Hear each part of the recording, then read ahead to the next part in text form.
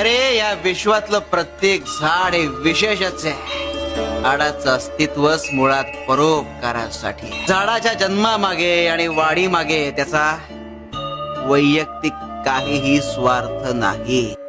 आपल्या आयुष्यात कोण येणार हे वेळ ठरवते, पण आपल्या आयुष्यात कोण टिकून राहणार हे आपला स्वभाव आणि आपली कर्मच ठरवतात.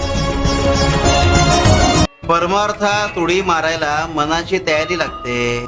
सद्गुरूने सांगितलेलं निशंकपणे ऐकावं लागतं.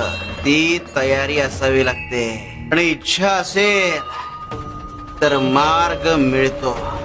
आम्ही सांगितलेलं ऐकत नाहीत आणि मग अंगाशी आलं की आमच्या नावाने हाका मारता. काय करावं सांग आता. शिव शंकर नमामि शंकर शिव शंकर शंभो.